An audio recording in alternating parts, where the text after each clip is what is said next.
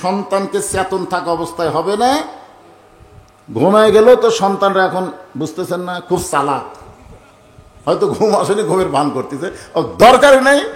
স্বামী স্ত্রী মহব্বত করবার গেলে 2 বছরের বেশি যদি বয়স হয়, হয় দাদির ঘরত নয় চকলেট দিয়ে অন্য ঘরত পাঠিয়ে দেওয়া লাগবে। ওই সন্তান ঘরে থাকা অবস্থায় স্বামী স্ত্রী কোনো মহব্বত করা যাবে? কথা বলেন না কেন, যাবে? যতক্ষণ দুধ পান করবে ততক্ষণ সন্তানের সামনে আপনার বউকে আদর করলে উনি দেখতে পারবে কিন্তু বুঝবার পারবে না, কারণ দুধ পান করা অবস্থায় তার জেহানি শক্তি তার কাছেই থাকে, দূরে যায় না। আমার কথা কি বুঝলেন? মাতার যে জেহানি শক্তি ওর কাছেই থাকে, দূরে যায় না। যখনই মায়ের স্তন খাওয়া ছাড়া দিবে তখন ওই জেহানি শক্তি এটি থাকে না, কমপক্ষে 2 ঘন্টা দূরে যায়। আপনি যদি ওর সামনে আপনার স্ত্রীকে আদর করেন, ও বেড়ায় এসে বলতে পারে 2 ঘন্টার মধ্যে কারোর সাথে দেখা হয়। 2 ঘন্টা, কয় ঘন্টা? 2 ঘন্টা পরে ভুলে যাবে। 2 ঘন্টার মধ্যে কারোর সাথে যদি দেখা হয়, যদি হয়, আর যদি বলে আব্বা তাই মাছ চাপা ধরছিল রে, এ কথা যদি বলে, হাসার কথা না তো। চিন্তা করে দেখেন ইসলাম কত সুন্দর। নিজের হালাল বউকে আদর করবার গেলেও নিজের বাচ্চার সামনে করা যাবে না, এরই নাম হলো ইসলাম। জোরে কোন সুবহানাল্লাহ। হাসান হোসেন 2 ভাই যখন অন্য ঘরে, এমন সময় ফাতেমা ঘরের দরজাটা বন্ধ করে দেয়। আপনারা বলেন তো, সন্তান 2টাকে বের করে দিয়ে বউ যখন দরজা বন্ধ করবে তখন স্বামীর মনে কেমন হয়? যত বড়ই হুজুর হোক, যত বড়ই হুজুর হোক, বাচ্চা 2টা বের করে দিয়ে বউ যদি দরজা বন্ধ করে দেয় তখন কি আর হুজুরগিরি চলবি? চলবি? আপনারা কোন, আমি যত বড়ই বক্তা হয়, আমি বইয়ের কাছে যাও বক্তা? আরে আমি তো একটা সাধারণ, আল্লাহ নবী পর্যন্ত নবী ছিলেন না, জানেন? নবী বসে আছেন, উম্মাহাতুল মুমিন আয়েশা যখন ঘরের মধ্যে ঢুকছে, নবী আস্তে করে উঠে দরজা বন্ধ করে দিলেন। মা আয়েশা থরথর করে কাঁপতেছে। রাসূল বলে, আয়েশা কাঁপো কেন? বলে, আপনার জুতার পরশে আল্লাহর আরশ ধন্য হয়ে গেছে। সেই ঘরের মধ্যে যদি কোনো বেয়াদবি হয়, আল্লাহ রাসূল বলে, আয়েশা একজন নবীর জুতার পরশে আল্লাহর আরশ হয়েছে, একজন নবীর। আয়েশা বলে, হুজুর আপনি তো সেই নবী। রাসূল বলে, পাগলি, সেই নবী ছিলাম, সেই নবী ছিলাম যতক্ষণ দরজা খোলা ছিল, কেন দরজা বন্ধ হয়েছে এখন আমি আর নবী আছি? তাই সে বলে, হুজুর এখন আপনি কি? বলে, আমি হলাম স্বামী, তুমি আমার বিবি। সবসময় নবী থাকা যায় না, এখন স্বামী স্ত্রী মহব্বত করবো। দরেগান সুবহানাল্লাহ। আপনার বলেন তো, সবসময় হুজুর থাকা যায়? সঙ্গে সঙ্গে হযরত আলী মাথার টুপি খুলছেন।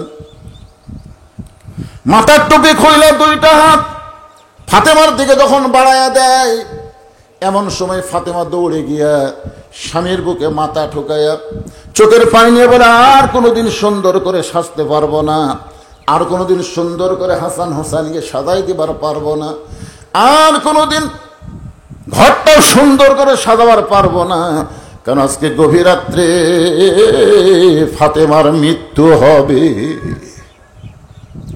যেই মাত্র বলেছে আজকে গভীর রাত্রে ফাতেমার মৃত্যু হবে, সঙ্গে সঙ্গে হয়তো আলী পড়ে যায়। ছোট বাচ্চার মতন আলী কাঁদতেছে। কান্দার পিছনে কারণ কি জানেন? যে 6 মাস আগে নবী দুনিয়া থেকে বিদায় নিয়েছে। মাত্র কয় মাস?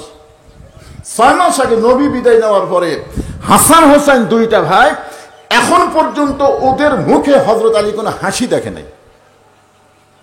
কারণ যেখানে যায় সাহাবীদের জিজ্ঞাসা করে, আমার নানাকে তোমরা দেখছো? আমার নানাকে দেখছো নাকি? আমরা 2 ভাই নানাকে এত খুঁজি, নানাকে পাওয়া যায় না। নানা রাগ করে যে কোথায় লুকালো। আবু বকর বলেছেন, রে নবীর সাহাবীরা, যতদিন হাসান হোসেন নানা নানা বলে খুঁজবে ততক্ষণ নবীর রওজা দেখায় দিবে না, ততক্ষণ তোমরা নবীর রওজা দেখায় দিবা না। কারণ ওরা নানা খুঁজতেছে, ওরা নবী খুঁজতেছে না। খুঁজতেছে কাকে? কথা খেয়াল করে শুনবেন, যতদিন এই হাসান হোসেন নানা নানা বলে খুঁজবে ততক্ষণ নবীর রওজা দেখায় দিবা না। যদি দেখায় দাও, ওরা 2 ভাই নবীর রওজার পাশে এসে এমন জোরে চিৎকার দিবে, আমার বিশ্বাস নবীর ঘুম ভেঙে যাবে। এ কথার দ্বারা আবু বকর বুঝাই দিলেন, আমাদের নবী রওজার মধ্যে মরে নাই, আমাদের নবী রওজার মধ্যে ঘুমায় আছে। জোরে কোন কথা ঠিক কি না? এই জন্য সবাই আমরা বলবো, ইসলামের আলো জ্বালায়া দিয়া নবী ঘুমায়া আসেন সোনার মদিনায়। চিন্তা করতেছে 6 মাস আগে নবী গেছে, আজকে রাত্রেবেলা যদি মাও যায়, তাহলে হাসান হোসেনকে সামাল কিভাবে দিবে? নানা রকম চিন্তায় হযরত আলী যখন কান্দে, এমন সময় ফাতেমা মুচকি হাসি দিয়ে ওই স্বামীর মাথাটা উরাতের উপরে নিয়ে কপালে একটা চুমা খায়। যিনি গভীর রাত্রে মৃত্যুবরণ করবেন তিনি হাসতেছেন, আর মৃত্যুর কথা শুনে স্বামী কাঁদতেছে। ফাতেমা কপালে চুমা দিয়ে বলে, স্বামী গো, এমন করে আপনি কাঁদবেন না, কারণ আর দুনিয়াও মাজরাতুল আখিরাত, দুনিয়া থাকার জায়গা। আপনারা বলেন তো, এই যে আমরা দুনিয়াতে এত সুন্দর বাড়িঘর সয় সম্পত্তি, আপনাকে এখানে আসতে দেখলাম, এটা শহরের মতো দেখা যায়। এই গ্রামে এত বিল্ডিং বাড়ি দেখলাম, আসার সময় দেখলাম গ্রামগঞ্জে সাধারণত এত বিল্ডিং বাড়ি হয় না, তা আপনাকে এলাকার দেখলাম। এই যে সুন্দর সুন্দর বাড়ি যারা বানাইছেন, আপনাদের কি মনে হচ্ছে আপনারা কি এখানে থাকতে পারবেন? পারবেন তো? মোশন তো ভালোই। কি দেখতেছেন ভাই? 3 তালা করছি হুজুর, আর 4 তালা রড বার করে থুছি, আর 1টা তালা করবার পারলে আমার আর কোনো টেনশন নাই। এই কয়েক দেখে তখন কান্দের ফেরেশতা কি কয়, শয়তান উপর দিকে তাকাস না, নিচ দিকে তাকা, নিচ দিকে তাকা। যত উপর দিকে বিল্ডিং কর, তোর 4 তালা না, তোর জন্য হলো নিচ তালা, 1 তালাও না, নিচ। কোন তালা? তাহলে এখন আপনারা বলেন যে আমরা এই দুনিয়া থেকে থাকার জন্য না যাওয়ার জন্য? ফাতেমা বললেন, স্বামী গো, এমন করে আপনি কাঁদবেন না, এই দুনিয়া থাকার জায়গা না, এই দুনিয়া থেকে আমাদেরকে যাইতে হবে। আমি দোয়া করার কারণে আল্লাহ তাআলা আজকে গভীর রাত্রে আমার মৃত্যু দিবে। আমি দুনিয়া থেকে বিদায় নেওয়ার পর আমার 3টা চাওয়া আপনাকে পুরা করা লাগবে। হযরত আলী কান্দার বলে, ফাতেমা, দুনিয়ার জীবনে গরিব ছিলাম বলে তুমি কিছুই চাইলা না, এই দুনিয়ার জীবনে গরিব ছিলাম বলে তুমি কিছুই চাইলা না, কিন্তু মরে যাওয়ার পরে তুমি কি চাইবা ফাতেমা? আপনারা বলেন তো, হযরত আলী ধনী ছিল না গরিব ছিল? কেমন গরিব? মানে গরিবের সঙ্গে আপনি কি লিখবেন? একটা গরিব কতদূর পর্যন্ত আমাদের বাংলাদেশে আমরা গরিব দেখছি বলেন তো? আমাদের বাংলাদেশে দরিদ্র গরিব আছে না নাই? আছে, কিন্তু আলীর মতন নেই। হযরত আলী একদিন ঘুম থেকে চেতন পায়ে দেখে ফাতেমা ঘরে নাই, তাকায় দেখে হাসান হোসেন ঘুম পাড়তেছে, কিন্তু ওদের মা নাই। গভীর রাত্রে মনের মধ্যে সন্দেহ হলো, কি এত রাত্রে নবীর মেয়ে ফাতেমা কোথায়? দরজাত গিয়ে তাকায় দেখে মরুভূমির মধ্যে কালো চাদর গায়ে দিয়ে খুব জোরে জোরে হাঁটতেছে মরুভূমির মধ্যে। আলীর সন্দেহ হয়ে গেল যে হাসান হোসেন ঘুম পাড়তেছে, আমিও ঘুম পাড়তেছি, আমাদের ঘুমের মধ্যে রাইখা হাসান হোসেনের মা কোথায় যাবে? নিরাপদ দূরত্ব বজায় রেখে পিছনে পিছনে হাঁটতেছে। মনের মধ্যে নানা রকম সন্দেহ হয়। মরদ মানুষের মনে সন্দেহ আসে না নাই? জনগণ আসে না? নানা রকম সন্দেহ হয় যে ফাতেমা কোথায় যাচ্ছে। নিরাপদ দূরত্ব বজায় রেখে পিছনে পিছনে হাঁটতেছে। এক সময় হযরত আলী লক্ষ্য করে দেখে আল্লাহর নবী যে ঘরে ঘুমায় ওই ঘরে জানলার পাশে ফাতেমা দাঁড়াইছে।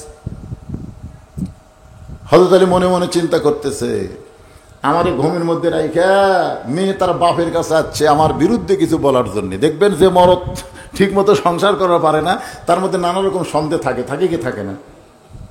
আমার বিরুদ্ধে কিছু বলে বেড়াচ্ছে, দেখি কি বলে। কানটা একটু খেয়াল করে রাখছেন। ফাতেমা ডাক দিলেন গভীর রাত্রে, বাবা, আজকে যদি আমার মা খাদিজা দুনিয়াতে থাকতো, আমি দুঃখিনী মেয়ে বাবার কাছে আসার দরকার ছিল না, কিন্তু আমার মা দুনিয়া থেকে বিদায় নেওয়ার পরে এই গভীর রাত্রে বড় কষ্ট দিয়ে আপনার জানলার কাছে মেহেরবানি করে একটু দরজা খুলে দেন। সঙ্গে সঙ্গে নবী যখন ঘরের দরজা খুলে দেয়, ফাতেমা ঘরের মধ্যে ঢোকার সঙ্গে সঙ্গে হযরত আলী দৌড়ে গিয়ে জানলার কাছে কান ফেলায় যে ঘরের মধ্যে যখন ঢুকছে, এখন বাপ মেয়ের মধ্যে কি গল্প হয় শোনার জন্যে জানলার কাছে যেই মাত্র কানটা সজাগ করে রাখে, এমন সময় আল্লাহর নবী বলেন, ফাতেমা, তুমি একা একা কেন ঘরে ঢুকছো? মা আলীকে ঘরের মধ্যে আসতে বলো। সুবহানাল্লাহ বলেন। তুমি একা একা কেন ঢুকছো? মা আলীকেও ঘরের মধ্যে নিয়ে আয়। হযরত আলী জানলার কাছে চুম করছি, কেরি আমি জানলার কাছে, এটা রাসূল কেমনে জানলো? আল্লাহ আমাদের নবীকে এমন কিছু পাওয়ার দিয়েছেন, নবীর সামনেও যেমন দেখেন পিছনেও তেমন দেখেন। জোরে খান সুবহানাল্লাহ। ফাতেমা বলতেছে, বাবা আমি একা একা আপনার ঘরে আইছি বাবা। হাসান হোসেন তার বাবা গভীর ঘুমে অচেতন, এমন সময় আমি আপনার কাছে আইছি বাবা, মেহেরবানি করে একটু বাতি জ্বলান, মেহেরবানি করে একটু বাতি জ্বলান। রাসূল বলে, ফাতেমা কি বলবি বল, বাতি জ্বলান লাগবে না। ফাতেমা বলতেছেন, বাবা এতদিন বলেছি কাম হয় নাই, আজকে গভীর রাত্রে আপনাকে একটু দেখাবার চাই, মেহেরবানি করে একটু বাতি জ্বলান। নবী যখন ঘরের মধ্যে বাতি জ্বলায়, ফাতেমা দুইটা হাত নবীর দিকে বাড়ায় দেয়, নেওয়ার জন্য না দেখানোর জন্য। নেওয়ার জন্য হলে এইভাবে হাত বাড়ায়, এটা নেওয়ার জন্য। আমরা মনোজাত করি কিভাবে, এইভাবে না এইভাবে, পাওয়ার জন্যে। দুইটা হাত বাড়ায় যদি কোনো মুসলমান মনে করে আমার মোনাজাত কবুল হয়নি, তাহলে মনে করাটাই হলো একটা গুনার কাজ। আপনি যেভাবে আপনি যত বড়ই পাপী হন, আপনি যে আল্লাহর কাছে হাত তোলেন, আপনি মনে যদি করেন আমার দোয়া কবুল হয়নি, এই মনে করা একটা পাপ। তখন হয়তো আপনার বলবে, হুজুর আমাদের দোয়া কবুল হয়েছে তো, কিন্তু বুঝবার পারতেছি না তো। আরে পাগলা, বুঝবা কেমনে? তোমার দোয়া যে কবুল হয়েছে, তোমার দোয়ার দাম হলো 500 টাকা, আর তুমি চাচ্ছ 1 টাকা। তোমার দোয়ার দাম কত? ছোট একটা বাচ্চা মায়ের কাছে বায়না দিচ্ছে আইসক্রিম খাবে, আইসক্রিম খাবে, 1 টাকার আইসক্রিম। এখন আইসক্রিম ওয়ালা আসছে, এখন দেখবে তো মা চিন্তা করতেছে আইসক্রিম খাওয়ার যদি 1 টাকা দেই, তাহলে আইসক্রিম খাবে। খাওয়ার পরে যদি সর্দি গরমি হয়, লাগতে যদি ভেড় বেড়ি বার হয়, যদি জ্বর হয়, মা কিন্তু বিশাল একটা চিন্তা করছে যে 1 টাকার আইসক্রিম কোনো ব্যাপার না, কিন্তু খাওয়ার পরে যদি আর অসুখ হয়, টাকা থাকার পরে মা কিন্তু না টাকা নাই, 1 টাকা নাই, দেওয়া যাবে না। আসলে মায়ের কাছে টাকা নাই, জ্বর এখন আছে না নাই, কিন্তু মা দিচ্ছে না কেন? দিলে বাচ্চাকে মা এত ভালোবাসে যে সামান্য আইসক্রিম খালে তো তুই মজা পাবো, কিন্তু পরের ঠেলা, এই জন্য মা 1 টাকা দেয় না। আর বাচ্চা মনে করে মা আমার কীর্পন, এই কয়ে মাটির গড়াগড়িতে কান দিচ্ছে, সেই কান্দা। ইতিমধ্যে বাপ আছে, বাবা সেটা কেন আমার নবজাদা নসরুল্লাহ কান দেখেন, মা বলতেছে আইসক্রিম খাবে, টাকা দেয়নি তাই কান দিচ্ছে। বাপ 500 টাকা বের করে দিচ্ছে, যা আইসক্রিমের বাক্স কেনা খা, মানে গোটা বাক্স কেনা খা।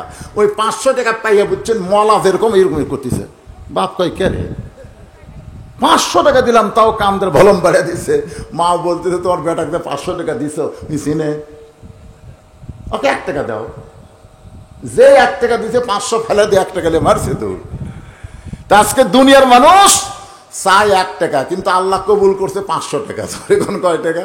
এখন 500 টাকা দুনিয়াতে আল্লাহ দিচ্ছে না, কারণ দুনিয়া তো সামান্য কয়দিনের পাগলা। তোর দোয়া কবুল করে দুনিয়াতে দেই তো সামান্য কয়দিন তুই কি করবি? আখিরাতের জগতের শুরু আছে, শেষ নাই। প্রত্যেকটা দোয়ার রেজাল্ট আমি আল্লাহ তোমাদেরকে আখিরাতে দিয়ে দিব। জোরে করে সুবহানাল্লাহ। বুঝবার পারে না, মনে করে আল্লাহর বোধহয় দেওয়ার নাই, আল্লাহর দেওয়ার ক্ষমতা নাই, মায়ের কি 1 টাকা দেওয়ার ক্ষমতা নাই? কিন্তু দেয় না কেন? দিলে তো সর্দি গরমি হবে। দুনিয়াতে আল্লাহ দিলে দোয়া কবুলের রেজাল্ট যদি সাথে দেয়, 4 তলা 5 তলা 10 তলা 20 তলা বানাবি, তাহলে উপর দিকে যাবি, নিচে নামার কথা আর খেয়ালই থাকবি না। জোরে কোন কথা ঠিক কিনা? যেরকম হাসিনা নিচে নামার কথা হাসিনার খেয়ালই নেই। কালি কয় 41 সাল 42 সাল কেড়ে পাগলা, খালি উপর থেকে যাচ্ছে, নিচের দিকে নামবো না। এই জন্য বুঝলেন, আল্লাহ সব দোয়া, আপনি যখনই দোয়া করবেন বিশ্বাস করতে হবে আল্লাহ আপনার দোয়া কবুল করেছে, রেজাল্ট দিবে আখিরাতে। ঠিক কিনা বলেন? হ্যাঁ। কিন্তু ফাতেমা 2টা হাত আল্লাহর নবীর দিকে বাড়ায় দিস, কিছু পাওয়ার জন্য না। 2টা হাত এভাবে যখন তুলে ধরেছে, নবী বাতির আলোতে দেখতে পায় 2টা হাতের তালু আছে, কিন্তু চামড়া নাই। 2টা হাতের তালু আছে, কিন্তু চামড়া নাই। ওই জাঁতা ঘুরাইতে ঘুরাইতে, গম আর জবের আটা করতে করতে, জাঁতা ঘুরাইতে ঘুরাইতে, 2টা হাত ধরে ঘুরাতে ঘুরাইতে হাতের ফসকা পড়ে গেছে। আবার যখন ফসকা অবস্থায় যখন জাঁতা ঘুরাই, ওইটা হাতের চামড়া উঠে গিয়ে 2টা হাত গোস্তের মতন দেখা যায়। 2টা হাত গোস্তের মতন দেখা যায়। ফাতেমা বলে, বাবা আমার হাতের যে অবস্থা, বাবা যদি আমার মা থাকতো আমি মাকে দেখাবার পারতাম, কিন্তু মা দুনিয়াতে নাই। এখন আপনি আমার মা, আপনি আমার বাবা। আমার স্বামী ঘুমায় আছে, আমার শয়তান সন্তান 2টা ঘুমায় আছে। আমার সন্তান এবং স্বামী ঘুম থেকে যখন চেতন পাবে, ওরা খাবার চাবে, আমি খাবার দিবার পারবো না, কারণ এ হাত দিয়ে জাঁতা কেমনে ঘুরাবো বাবা, মেহেরবানি করে 2টা দিনের একটু খাবার আমাকে দেন। আমার হাসান হোসাইন তার বাবা যেন বুঝবার না পারে, আমি তাদের বুঝতে দিব না, কারণ বাবার কাছে কষ্টের কথা বলা যায়, কিন্তু স্বামীর কাছে, সন্তানের কাছে কেমনে বলবো বাবা, মেহেরবানি করে একটু খাবার ব্যবস্থা করেন। সঙ্গে সঙ্গে নবী ঘরের কোনায় গিয়ে বলে, আল্লাহ, দুনিয়ার কত ধনী ধনী যুবক আমার ফাতেমাকে বিয়ে করতে চাইছিল, কিন্তু আপনি সেই চাওয়াকে প্রাধান্য না দিয়ে গরিব আলীর সঙ্গে ঘটকালি করলেন। এখন আমার মেয়ের কষ্ট আমি বাবা হিসেবে দেখতে আমার বড় কষ্ট লাগে, আমার অন্তরে কলিজায় আঘাত লাগে। এই কথা নবী যখন আল্লাহকে বলতেছে, সঙ্গে সঙ্গে মাথায় ঘোমটা দিয়ে ফাতেমা ঘর থেকে বাইরে যায়। রাসূল বলে, ফাতেমা, আমি তো তোর বিরুদ্ধে কিছুই বলিনি মা, তুই কেন ঘর থেকে বাইরে যাস? ফাতেমা বলে, বাবা, আমি 2টা দিনের সাহায্য চাইছিলাম, তাই বলে আমার স্বামীর বিরুদ্ধে আপনি আল্লাহকে বলবেন? আমার কলিজার টুকরা স্বামীর বিরুদ্ধে আপনি আল্লাহকে বলবেন আমি ঘরের মধ্যে থাকবো? এমন বিবি আমি না। আপনি বলেছেন আল্লাহর পরে কাউকে যদি সেজদা দেওয়ার হুকুম থাকতো, তাহলে প্রত্যেকটা বিবিকে বলতাম স্বামীর পায়ে সেজদা করো। আমি সেদিন থেকে বিশ্বাস করেছি আমার আল্লাহর পরে আমার হাসান হোসেনের বাপ আমার কাছে সব চাইতে দামি। আলী কান্দার বলে, ফাতেমা রে, দুনিয়ার জীবনে করেছিলাম বলে কিছুই দিবার পারলাম না, আজকে মরণের রাতে তুমি কি চাইবা ফাতেমা? ফাতেমা বলে, স্বামী গো, আমার 1 নম্বর চাওয়া হলো রাতের অন্ধকারই আমাকে দাফন করবেন, রাতের অন্ধকারই আমাকে দাফন করবেন, আমি পর্দার মধ্যে মৃত্যুবরণ করব, আর দিনের আলোতে আমাকে দাফন করলে দুনিয়ার মানুষ আমার কবরের খবর জানতে পারবে, এই জন্য রাতের অন্ধকারই আমাকে দাফন করবেন। আমার 2 নম্বর চাওয়া হলো আমার কোনো জানাজার ব্যবস্থা আপনি করবেন না, আমার জানাজার ব্যবস্থা করবেন না। আলী বলে, ফাতেমা, তুমি নবীর কলিজার টুকরা, তোমার মৃত্যুর কথা